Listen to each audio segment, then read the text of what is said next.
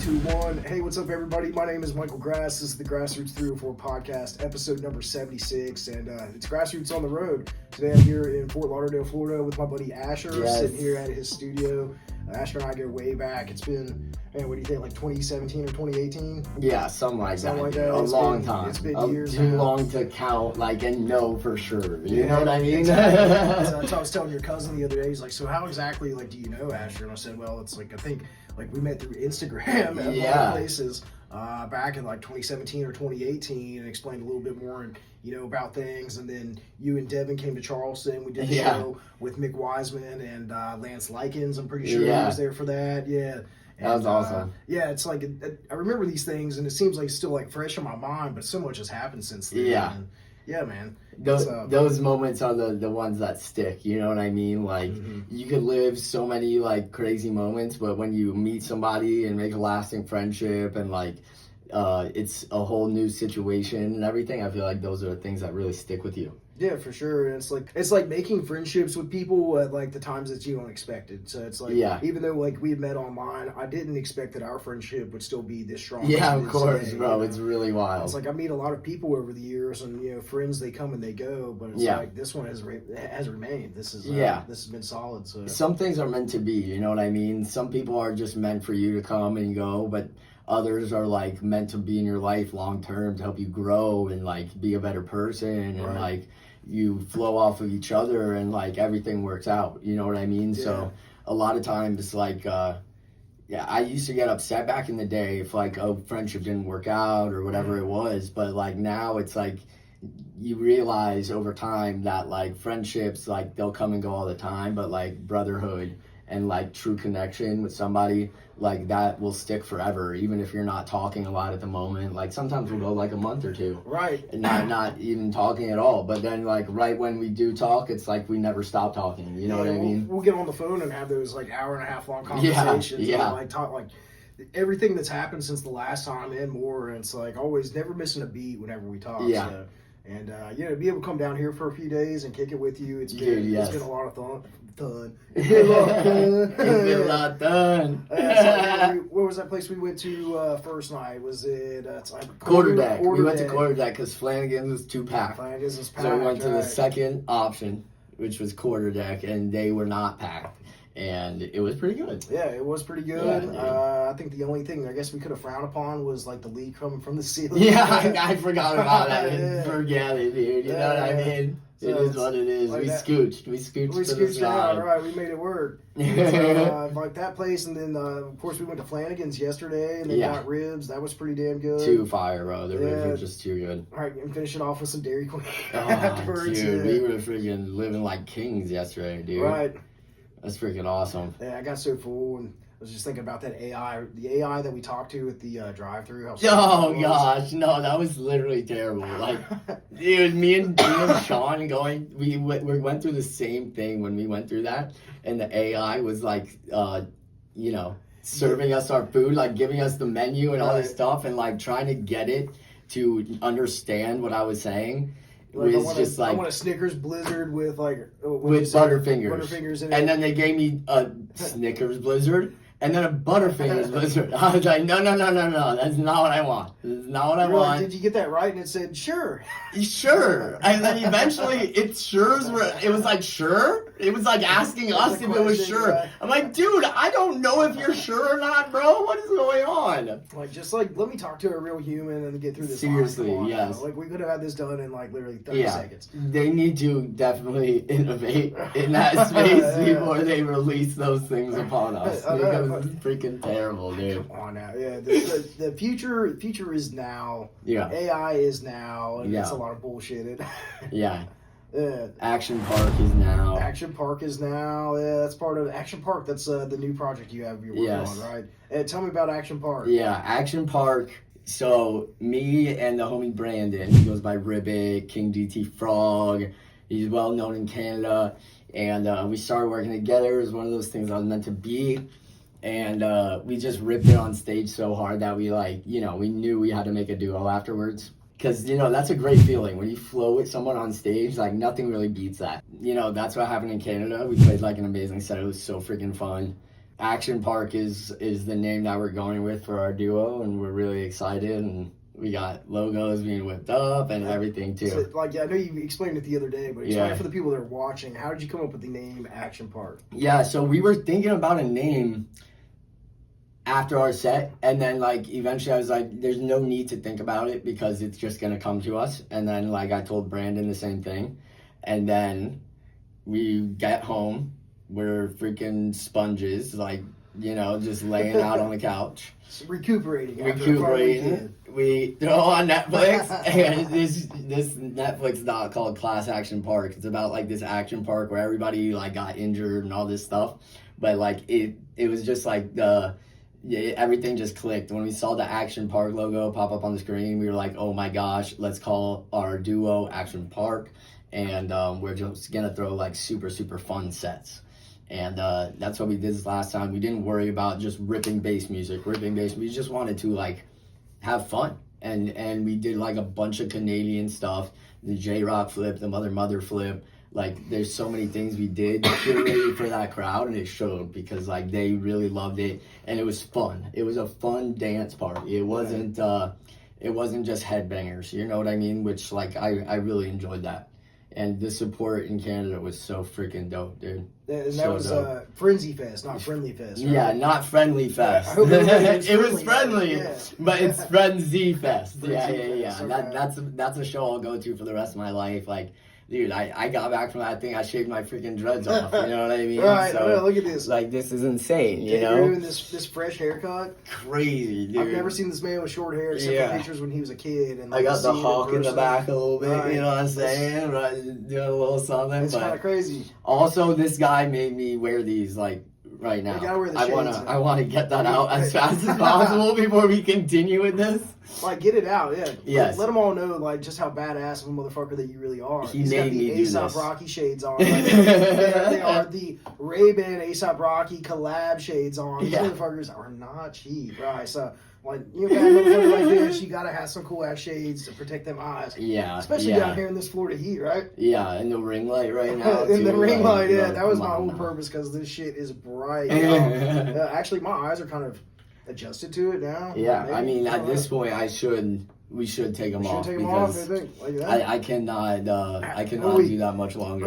9 minutes into it, here we go. Yeah, but the pink color is really nice to like just vibe with the pink color, dude. Like, it actually is a vibe. Yeah, they got super vibed out. They do. Yeah, they open and close like an expensive cabinet. Like an expensive cabinet. Yeah, they open and close. Damn, these are fresh. Yeah. See, you know what? You rock them, bro. I'm gonna go to the Sunglasses Hut. There's one. Is that where you got? Yeah. I'm gonna go in Salt, bro. We could eat Sawgrass if you want. Yeah, the money I'm saving tonight on a hotel, I'm gonna go get a pair of these. Let's do it after this. Dude, let's do it after this. Although I want to take advantage of the. There's some other pairs too, bro, that are nice, and sometimes they do buy one get one 50% off. 50% at Sunglass Hut. But they're already marked up like a fucking 1,000%, anyways. Just to knock it back down. It's not too bad. Yeah, it's not too bad. Sunglasses Hut, bro. I've been there. Yeah. It ain't like LensCrafters. No. It ain't eBay. Sorry. I mean, but you could find some cheaper stuff if you want to. Right. Like, it's not all, you know, like even some Ray-Bans are just like $110. Oh, I know, yeah. You know what I Ray-Bans mean? cheap, So right. there's some that are like, you know, not too bad. I'm gonna get those, right? That is gonna be my next look, I swear. Yeah. So I've been wanting to get those since probably, I don't know, when they first popped those off in like March. I was like, man, those are slick. And even looked at them online. I was like, I'm gonna get a pair. And to see you having them, I'm like, oh, nah, I got to now. Bro, they look good on you. Oh, you rock them. Did you see? Yeah. Did you see? Slightly, a maybe. Little bit? Like yesterday when I put them on, like, look at them here. Right. Bro. Yeah.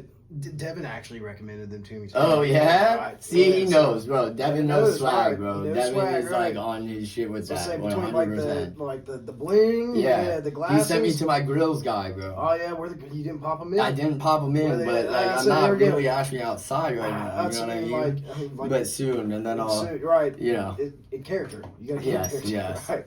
So Friendzy Fest. So we're talking about Friendzy Fest. It's in Alberta, Canada. It's This is your first year playing at it, right? Yeah, yeah. But you've been up there. You know the homies that are running this stuff and making it happen, right? Yes, but I was up there like 9 years ago for something different. This was my first time being there with my friend Brandon and him bringing me out, getting to meet the owners of the fest, Brad and Nick. Like, they were freaking amazing. We've got Brad. Brad. He's making a Florida. Yeah, what up, Brad? Welcome to the podcast. Nice to meet you. Yeah, all the way here from Canada. Hey, I'm Brad. I run Friendzy Fest. I'm glad to be here today. Thank you so much. Oh my gosh. But yeah, bro. I mean, that just shows like Friendzy Fest was so special. I brought the owner's face back with me as like a little freaking prop, dude. It's so cool. Like, you know, it's one of those fests where it's like small enough but also big enough where you like feel big energy around, but also just like not overly like hectic. Right. You know what I mean? You said there's something like 1,500 people there? Yeah, something around that. They have a stage called From Scratch where they literally make food all day. There's a different thing on the menu every day, and they serve food for free while a DJ's right beside it. And so they're cooking up food. If you want food and you're like freaking wooking it and you have no money and you're just freaking out there struggling and you're like, dang, I want a freaking grilled cheese or something, they will give you a grilled cheese. I think that is so freaking dope. And you say it was free too, right? Yeah, bro. Free for everybody or just for the artists? For everybody. Oh, yeah, bro. Anyone that walks up to the stage thing and asks for food, boom, you get food. Bacon, grilled pesto cheeses, like all day. Dude, all day. All day, all night. It was like, I've never seen something like that. You know, no other fest does anything like that. And, you know, you could just like feel the love in the air that the staff puts into that show and everything. So it's freaking awesome. Yeah, the people that are doing it, they're making cool things happening up there. It's got the big fest feel with the energy going on, but still has the vibes of a small family friendly fest going on. Yeah. Awesome. Yeah, that's what we like here. Well, I say here, but it's like I'm in Florida, near back in West Virginia. Yeah. It's like I've always been attracted to the smaller family friendly fest. Where like was Dome Fest? That's at Ace Adventure Resort. Okay. Yeah, that's what I went to the weekend that you were up there. Yeah. Friendzy Fest, and Dome Fest had like 2,500, maybe 2,600 with the employees and volunteers that were there and stuff. Yeah. But just small time fest. Like the bigger ones, of course, there's a lot of energy at bigger ones. We have 10, 15, 20,000 people. Yeah. Or, even shit like going to Lost Lands. Lost Lands brings in over 50,000 people to Ohio. Yeah, every it's a lot. Yeah. And like that's cool. Like for the cool fact, there's a lot of people, but it's overcrowded. Yeah. Yeah. The lines are long and busy. Porta johns are gross. Yeah. You know? So like pros and cons to it. But yeah, it's like West Virginia has some cool things going on up there, and you know, I know I've talked about Mountain Music Festival over the years and talked about Dome Fest. And, You're always at Mountain Music Fest, right? Yeah, it's like an hour or so away from the house. It's I've been going to that since 2015, and it's like just kind of like the backyard, like hometown festival, you know? Yeah. So you see all your friends there, people from, you know, outside of Charleston, even outside the state that you might see once or twice a year, and it's almost kind of like a family reunion sort of thing. So no, that's awesome. Yeah, that's like, I feel like that might be how Friendzy feels next year. Right. Now that I'm going back next year, like it's just like one of those things that I'm probably going to see everyone again and be so happy. Right, it's like a family reunion. Family reunion, yes. Right, everybody being so spaced out apart and far away the distance. Right, it's like traveling from Florida all the way up there. I mean, gee, like how long of a plane ride's that? It was the first plane ride. I had a layover in Denver. Yeah. So from here to Denver was like 3.5 hours, and then like 2.5 hours from Denver. Yeah, it was not bad. Okay. It was not bad. Yeah. All right. It was chilling. Yeah. Imagine driving that though. Yeah. No, I would not want to do that. No, not even like too drive. Much. What about drive back? So I thought that would like I like driving because like all of it is on me, right? Like if I'm going down, like it's because I messed up. Right. Not like my life is in nobody's hands but mine. Kinda. You know, because there's other people on the road, but still, like, I'd like to believe I'm vigilant enough to make sure, you know what I'm saying? So, but, so I always thought driving would be better. Like, you know what I mean? For touring or anything that happens, like, driving would be better. But, you know, Canada, dude, like, it's just way too much. You know what I mean? Maybe. I don't know. I think I'd like to maybe not drive like out there and back to, from West Virginia, but definitely fly. That's what I thought. Fly out there to the festival, then like rent a car and drive back. Like, how cool of an experience that would be to see everything out west, sightsee, hit all these stops on the way back. Yeah, it'd be nice. You could go and see the freaking Grand Canyon, right? You can, the Rockies. Yeah, you have to go west and straight up type deal. You know what I mean? Where's Yellowstone? Something like that. That's in like California, and I think it's in another place too. I'm not 100%. Let's say like Wyoming or like Montana or like northern Idaho or some shit like that. I don't know. I'm an East Coast boy, so no, me too. But like I have no idea. All the cool spots that you want to see along like a road trip, They're on the west side. Yeah, driving up to Washington from LA, I did that trip with this girl Jess one time, and dude, it was the most beautiful trip ever, bro. Like stopping by waterfalls, stopping by really, really trippy places in the redwoods and freaking in like the redwoods of California. Yeah, like Humboldt County, really. And like that place was so trippy, dude. Everybody was like bugging me out. You go to that spot. It's I suppose it's in a national forest, but it's one of the redwoods that is cut out. And yes, we drove through it. Yeah, we drove through that. Yeah, it's pretty tight, isn't it? It is. It was really tight. I'm pretty sure we clipped our mirrors, but like, it was still so freaking worth it to do. That was so cool. That's one of them things, right? You got to do when you're there. We just ended up like popped up in this place in Oregon that's like they call it like a energy vortex or whatever, and like the house, they have like a thing that's built sideways.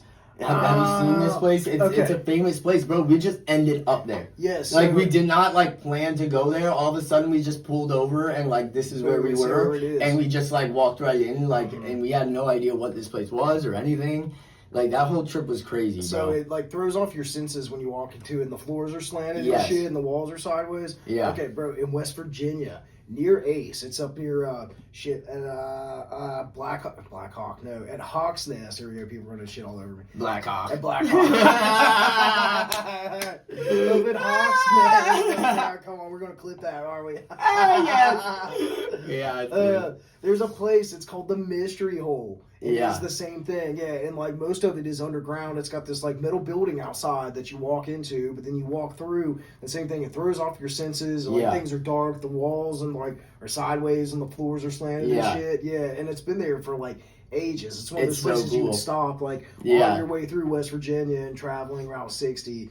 Stop at the Mystery Hole. So no, it's so cool, bro. I love little spots like that. Like, Florida has springs that are freaking amazing, bro. Right, that's... Like, eventually we have to do that. Next time we come down, we need to go, like, it's like 4 hours north of here. I know, I was going to stop by. the freaking springs, bro. I was going to stop by Crystal River. They're so dope, and, Wiki Wachi was over there, because I traveled right through there on the way down the other day. Yeah, I was like, oh, well, here's the plan, but I didn't get out of Charleston until, like, 3 o'clock. Yeah. Whatever time that I left out of Charleston, so it was late before...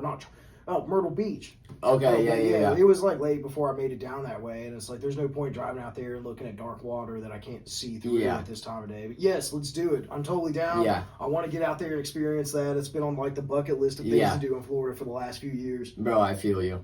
Your little drive down to here is pretty nice. Yeah. You have like your stop in South Carolina, then like Cocoa Beach area or something? Here?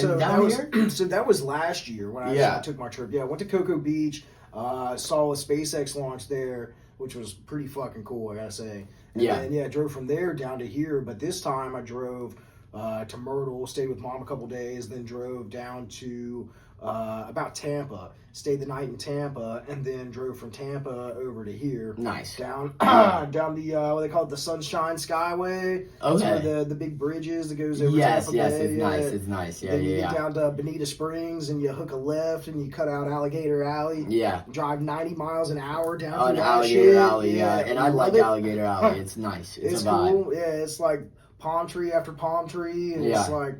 Yeah, flat as can be. Yeah, till you get up, I don't know, 5 miles away from sunrise, and you can start to see like the tree line and like one of those big, huge, tall condos off in the distance, right? Those two towers. It's I'm getting close to civilization now, too. So I'd say Florida's a lot of fun, man. I love everything about it except for the traffic and some of the people. Yeah. But like you'll have that any fucking where you go to, you know. Facts. So it's like, what are, you know, as a Florida native, like what are your favorite things about this city? I like that it's just looked upon as a different place. Like, I love being somewhere that people think is, like, wacky. You know what I mean? Like, Right. I think I'm freaking wacky. And so that fits me for sure. I think it's just, like, you know, hot all the time, vibey. Sure. You don't have to worry about the cold weather and stuff like that. At least this far south. Yeah. Yeah, but even up north, like, you're getting a tiny bit cold, but, like, barely. It's cold. It's a good cold. Yeah, it did in like this. It did recently, like this last winter, but Right. like it usually doesn't. You know what I mean? But yeah, I like the fact that there's a bunch of wildlife here. Like right here, this house is like the closest you'll get to the Everglades. Yeah. With housing, you feel me? Right. So like everything is like super woodsy and freaking marshy, you know what I mean? Like I love that. All the little lizards that are out back here running around. You said like you see the wildlife come through and stuff. Bro, I mean, he literally did all the weeds at my freaking backyard. I get home and he's like sweating in the back. I couldn't tell if he was a tomato growing out of the ground or in my garden or if like it was Michael Grass. I was like, yo, what the heck? That's a big tomato. All right, got out there, like saw some weeds in the pool. I'm like, yeah, why not? And like cousin Sean's here hanging out and like it's, oh man, I don't even think it was like 10:30. Like let's go out pool. He's like, yeah, I think we can get these done. I think like 30 minutes. He was probably like, no. I'm like, yeah, dude, like let's do it. All right, get out there yanking up weeds. And, it was a lot of fun. I really enjoyed it. But it's not bad. The sun is like so refreshing. Oh, like, it is. People don't get in the sun enough these days. Like everyone's inside in these square boxes we're in right now. Like, you know what I mean? Right. Like the sun is so revitalizing and the body needs it. You know, go touch some grass. If you're watching this, go touch some grass, dude. Yeah, touch some grass, dude. I touch some grass right now. Yeah, touch some grass right now. I need to give me some bumper stickers to say that on there, right? Yeah. Yeah, it's like, we all sit in the house all the time. It's like, heat index is high, UV index is high, but it's like we need to get out there and get that sunshine. That's what 100%. revitalizes us. You get the vitamin D, right?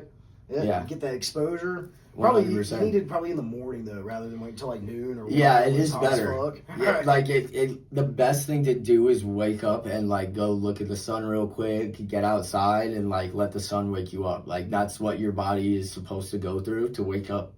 And so when you do that, you wake up and it's like really revitalizing. That is what the rhythms of your body is supposed to do. You know what I mean? So it's good to do that. I don't do it enough. You know what I mean? But it's like, like we said, like having a routine, getting the flow and stuff, right? But you're up early. I see that. You're in here working and making music. Dude, taking emails, doing calls. You got your other business. Let's talk about that. Level up. Yeah, level up. Level up. Basically, I'm type 1 diabetic. It's not something I've ever really talked about too much.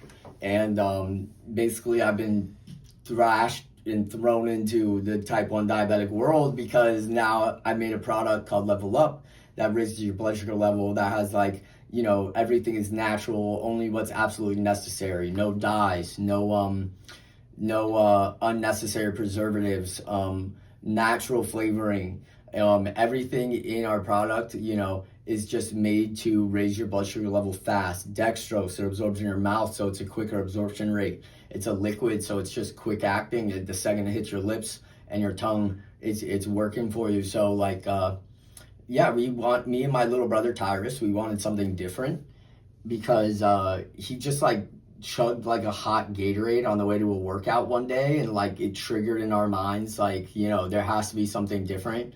And there's like a lot of good companies doing good stuff out there, like Glow Gummies and Zap Glucose. They use good ingredients and their stuff actually tastes good, which is awesome. And people need stuff like that in that space because a lot of what is happening in that space is just made to make money off of us. You know what I mean? It's a big money maker. And so people with type 1 making products for people with type 1 is like huge. And that's what we're doing right now. And it's been crazy and I've been busier than ever, but being busy has been like just such a huge blessing because, you realize that all these things you think about when you're bored and not working are trivial. Once you get going and you see what life is about, you know, all these worries and the small stresses, they start to go away, you know. So I've been really happy staying busy, doing a lot of work with Level Up and like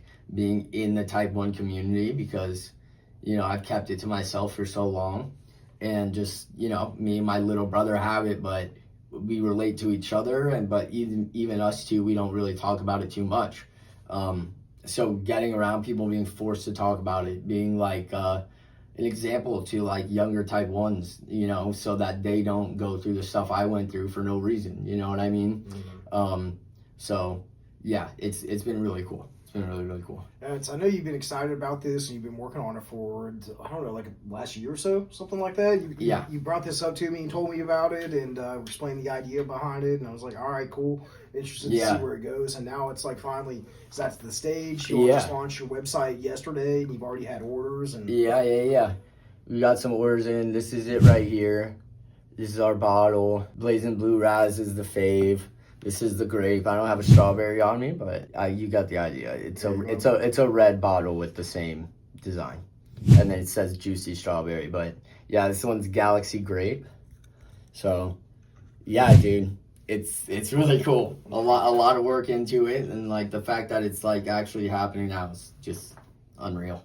Yeah, and what do you project? Like, what do you see for the future with this company? Yeah, like I can definitely see like the branding is so amazing. My homie Jason John, he has a company called Alpha Collective, and he makes designs and he does all this stuff. Like me and him are really, really close, and he made this design and we came up with the name and design all at the same time, and everything just like flowed right into place. You know, it is marketed towards Type 1s right now just because that is why we made it. We're Type 1s. It works really, really well for us. And to raise our blood sugar when we have a low blood sugar, like it's a 2-ounce liquid shot. It absorbs in your mouth super, super fast, and it's quick and easy and convenient. And so it works super good for us, but it also works well for everybody, right? Like there's weightlifters, there's swimmers, all these people need a quick boost. A lot of times they don't want caffeine. They don't want processed sugars or anything. Like they want real cane sugar, dextrose that will hit them quick. They'll feel the effects of getting a sugar rush in the cleanest way possible with our product. So really it's for everybody. And, you know, I see it doing really, really well in the future, not only in the Type 1 space, but just everywhere. I think the branding is amazing. Jason absolutely just knocked it out of the park with the logo. Yeah. And the design with the blood drop and the arrow going up. You know what I mean? Yeah. Inside of the blood drop, it just represents exactly what's going on. And it definitely has like a cool look to it, like that stands out. It's not like the 5-hour energy shot bottle. It's not like anything that's just like regular or mundane you see regularly. It's like that has its own look. You'll know when you see that is Level Up. Yeah, exactly, 100%. Right. It's very clear cut on what our look is, and you know I give that all to Jason, and I love that guy. He's awesome. Where can people find this at? Where they can order it online at? Yeah, they can order it online at levelupdiabetes.com. We're going to be on Amazon really soon. It might be a little bit more expensive on Amazon because of just like the prices and how they work and everything. So it probably would be best to order off of direct off our site. Unless you have Amazon Prime, then you won't have to pay for shipping. So it might be cheaper on Amazon if you have Amazon Prime. There you go. You know what I mean? Right. Yeah. It's, you know, Amazon's like the second to largest. I don't know. It might be the largest now over eBay as far as you know, you're purchasing things internationally. So you could take that worldwide if you wanted to. Yeah.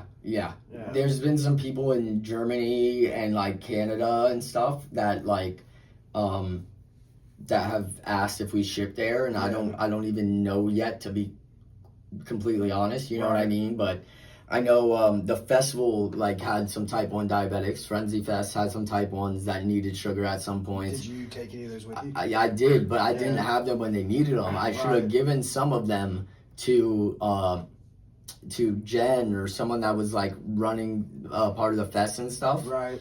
Somebody at medical, like maybe he'll give these to somebody. Exactly. exactly. It's like the same thing. We talked about different things for last time. You'll know this for next time. You can show up with a full case. Exactly. I'm going to, for sure. I want them to be, prepped because they gave them root beer. They ended up giving them root beer. Root beer and root beer flavored vapes. Yeah, dude, that vape, Patty, that vape is fire. Patty, that vape is gas, my guy. That root beer. Yeah. So the Canadians, that must be like a favorite drink of theirs then. What do you think? Dude, I guess. They had root beer for the low blood sugar and for the freaking vape. Right. Maybe, dude. I mean, I love root beer. Root beer is gas. Yeah, root beer is gas. Oh, yeah, side note, Barks or A&W? Probably A&W, too. Okay. But, yeah. Barks is good because it's on the shelf. A&W is good because it's served cold and frosty. Yeah, I gotta, I gotta taste them again, too. Like, I don't want to give my full endorsement to one or the other. Quite yet. Right. Not yet. Maybe in the next one, right? Next one we're gonna be testing root beers. Testing root beer flavored sodas and vapes. Yeah. And so, like, we talked about Level Up. We've talked about Florida. Let's talk about your music. You've had some really cool shit happening recently. Yeah. Let's just let you explain it, man. Yeah, I mean, working with Matis Yahoo, it's just an absolute honor. She's like a literal living legend right now in the reggae space, like the Jewish community space. And I just think that's so epic that he trusted in me to do some projects with him, and we have an original that's going to come out eventually. We've got another 21 Pilots cover that's coming out, and we're at 60,000 plays right now on Lane Boy, which is a 21 Pilots track that we covered. And that was just the first one, they'll always get better. Every track is meant to be better every single time. So it's just upgrade after upgrade. And so much time has passed and learning so much and just working on music and evolving out of a frame of mind that didn't serve me. You know what I mean? Yeah. I feel like I had to let go of a lot in order for life to unfold. When you think something is supposed to be a certain way and you're fighting for that way, that's not always the way your destiny is mapped out. And so when you resist, and you're pushing for it, it's just too much resistance for reality to just give way. And I feel like I just stepped out of a mindset where I was really trapping myself to thinking things are supposed to happen a certain way. What, music-wise? Or music-wise, life-wise? Music, life, everything. Yeah. And more so taught through music because it humbles you. You go through so many stages, and every stage you realize there's still so much to learn, and it never ends, right? Yeah. And you realize I'm always going to be just a baby. Forever a student. Forever a student. Right. You'll always be just a baby in music because it's endless. And I think that's a beautiful, beautiful thing though. Yeah. And I learned to just let go to that fact, let go to, what is supposed to happen will happen, and, when I stopped resisting, you got the Matis Yahoo collab. There's a lot of other things in the works.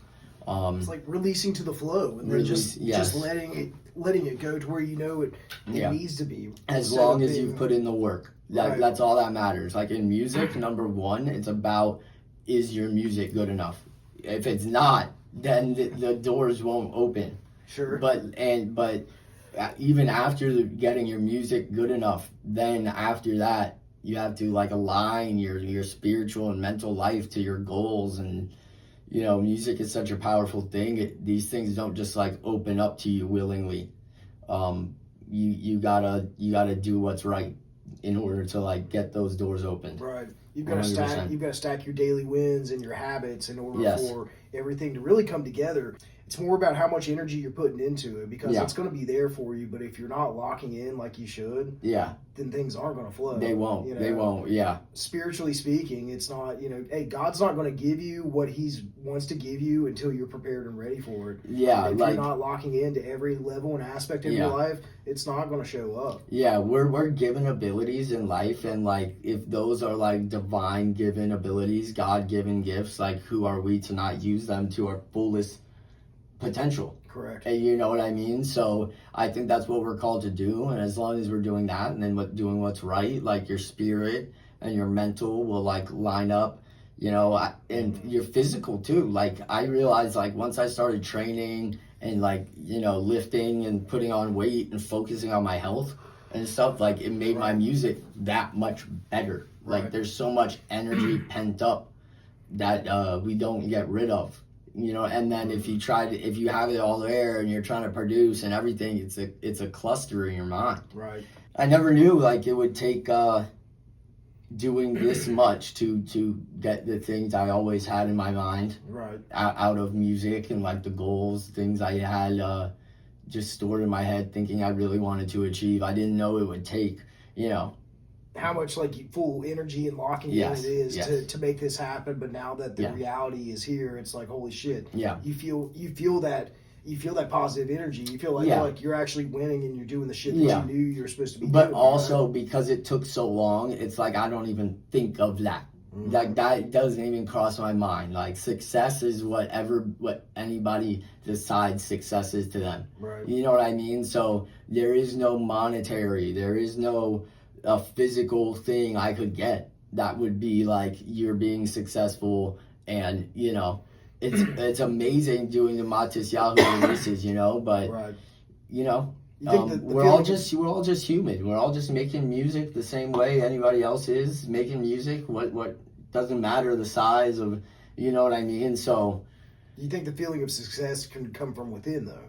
It's not just from how much it's money what that you make, decide. or how many listens or plays or likes, you know. I there was a point that came when I was doing this for so long. I had to really decide, like, I have to let myself be happy no matter what happens with my music at this point moving forward, because I cannot be this disheartened by my reality anymore. Right. Yeah. You know what I mean? So,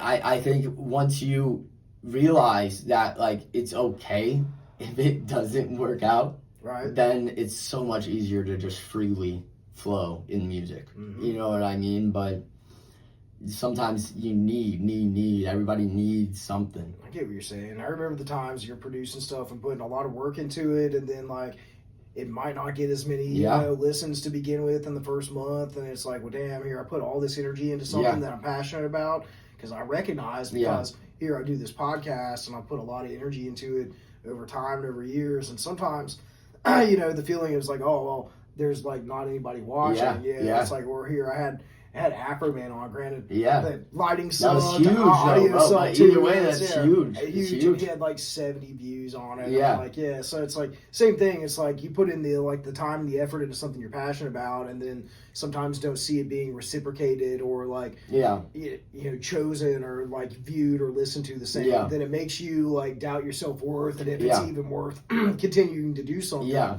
But it's like at that point, it's like, just it's not about how many people watch. It's like you still want to produce something that you enjoy, and that's actually quality, you know, and that's what it comes back to. And it's like, this is part of what I'm doing is also preserving, you know, the music history, the music culture in a way, you know, not just, you know, in West Virginia, but you know, here with you everywhere. as well. 100%. You know, I think about Lucas the Flow, you know, just the other day, R.I.P. And, you know, we had that interview 2 years ago at the shop. And I think, like, you know, obviously, like, we're all going to die one day. But, you know, have that. Because I don't know how many interviews that he did over time. And it's like, here, now you can go back in time. You know, you can watch him again. You can see him. You can hear his voice and, like, see how much he was passionate about his music during that interview. And it's like, to be able to capture that with every single person that I can. Like, that's awesome. That is awesome, bro. I want people to be able to look back, same thing, in time and see that, because this won't be forever. You know, it's like, who knows, making music for you is forever too. Yeah. It's like we don't know like how life goes. Yeah. So it's like fuck. It's like I could go hit Alligator Alley today and like not be here after. You know, Yeah. thing. Hopefully. Hopefully not. Where's the wood? That's my wood. Where's the wood? So here. Just toss grass in the grass. He's already grass. Toss it in there. But you know, yeah, it's having something that's you're passionate about and still being able to contribute and give back to. Yeah. And you do that with your music, and it also will. Just like your friend that you had in Canada, inspiring other people to do something that they're passionate about. You said you'd only been teaching him for like a year or so, a year and a half on how to produce. Yeah. And like now he's like in his zone up on stage. Dude, his wife said he was a completely different person, like the persona that just came out with it. Sick. Yeah, like that feeling that you're able to like teach somebody else. Like, I think that's part of what is that successful feeling. Yeah, 100%. 100%. It is like being able to pass that to somebody, teaching music to somebody else, and them having their own journey based off of it, like, there's nothing better than that. Because I know what music has brought me through, and it's made me such a better person, like, just the whole process, everything, like, learning about myself through it and all that stuff. Here we go. You know what I mean? So Ashmeoutside. Yeah. Throw on this right here. Let me actually, let me pull up her, Instagram because she's literally a legend. Leah. Got the candy on the side. Yeah, dude, it says Asher, bro. Yes, she literally customized it so good. Cool. It was crazy. So we wore these on stage. Me and she's even got me and on the side. Yeah, dude. Oh my god. Lerb Studio. Okay, yes. Handmade by Lerb Studio. Yes. LERBSTUD. Yes. Lerb Studio. That is her Instagram right there. Is it backwards on that camera? It might be, but either way, when we edit like, this, go find her. This thing is like freaking insane. Look at this. There's so custom made, Ashmeoutside. It was made big to fit my dreads, which are now gone. Thank you, Helena. Helena, like that final push to cut my dreads, like I literally needed it. You're a freaking legend. I love you. Yeah, he said, oh, I talked to this woman, and she said, oh, yeah, it's time. You just shave them off. And I was like, no way. And he said, yeah, brother, I'm shaving them off right now. Like, holy crap. Hey, 2026, time for, it's a new era, brother. Like, this is, exactly, bro. Like, it was time, and I didn't want anything holding me back anymore. That's so cool. Yes. Like the back of it, like the way, there's the some blue and gold and stuff in there. It's dude, the gremlin, like the gremlin here. Bro, I loved being a gremlin on stage. Like, you and Brandon were going crazy. Wow, right? You know what you need on those? You need two little bells to go on the bottoms of the gremlin ears. Ding, ding, ding, ding, ding. Yeah. Dude, what are you thinking? We have 45 minutes. Are we good? I think we're about there. The only thing I forgot to ask you about was how did you get it worked out with Modest Yahoo? Like how'd you meet him? What was the whole deal with like setting that up? Yeah, so I had help from this guy named Frank Green. Okay. He helped me just by reaching out for me. Like imagine if I were to reach out, Modest Yahoo's getting an email from some random person, but with Frank reaching out, he was able to get in contact with him because like he's reaching out from a management company. Mm-hmm. You know what I mean? So he got it done for me. Thank you so much, Frank. You're the freaking man. Like I couldn't have done it without you, and I appreciate you so much because things have gone crazy because of that. It's freaking awesome.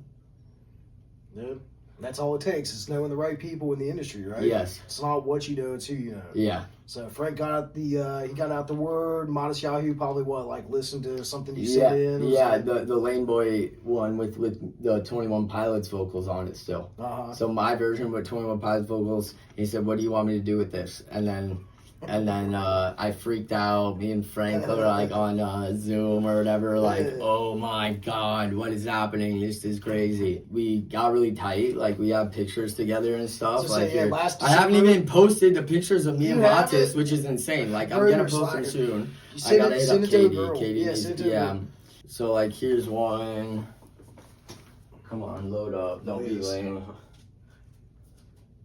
There's one.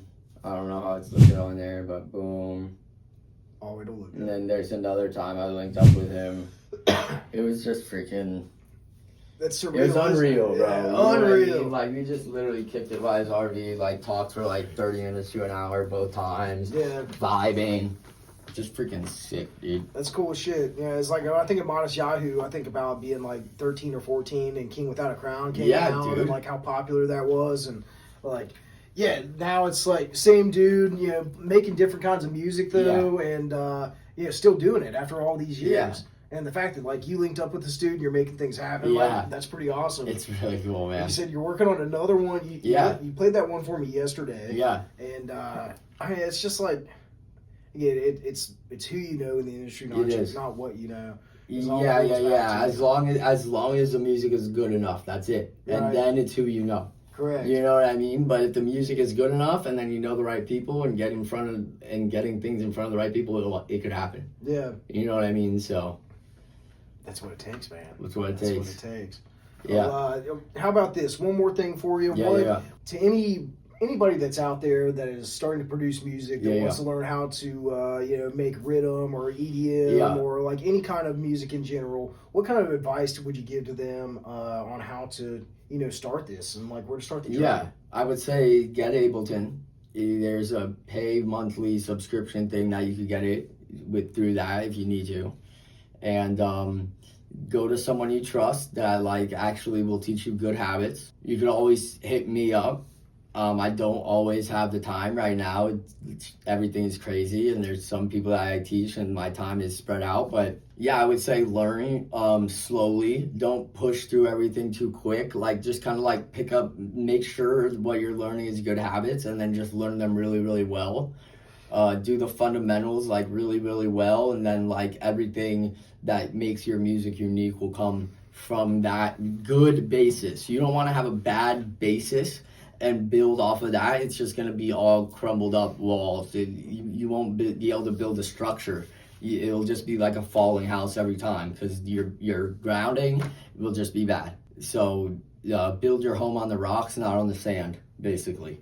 I like that. So, anything else you want to talk about? Any more like releases coming up for 2026 or anything planned? Yeah, I have releases coming up with my buddy Alex. He goes by Modem. Okay. We have like a house EP that we're about to start rolling out. It's like super freaking vibey and just like tropical and like housey and just like super chill, organic, really freaking nice. I literally loved making the EP with him so much. Like, we were outside chopping up coconuts and just drinking coconut water and just like loving life. And it's a beautiful thing when stuff like that happens. And we did that with this EP, and it's going to be really, really nice. We're going to be rolling it out soon. So it's probably going to be called the Coconut Water EP. Okay. We're not 100% sure, but that's going to be under the Asher Shashaty project and the Modem project. So yeah, that This another is, one with Matis, 21 Pilots cover, Cottonwood. It's so smooth, so clean, crispy, clean, that's ready what to you go. showed me yesterday. Yeah. Okay. And then an original with him as well, and then like so many other things in the works that aren't 100% locked in, but you know, whatever gets locked in, it's meant to be. Whatever doesn't, Right. You know what I mean? So we're gonna just keep moving. That's really it. Fuck yeah, man. Yeah. Yeah, just stay locked in. Locked in. Keep that momentum going. Yes, sir. 2026 into 2027. That's what it's all about. Yes, sir. Yeah, man. I love you, bro. I love you, dude. Great interview, Yeah, man. great Yeah, interview. man. I was just thinking. And if y'all like watching this, you can watch more on Facebook, YouTube, and Rumble. Just search for the Grassroots 304 podcast. My name is Michael Grass. You can find me at Instagram at Mike Grassroots. And yeah, thank y'all for watching. Make sure to like, share, and subscribe. We'll see you next time. From the beautiful state of Florida.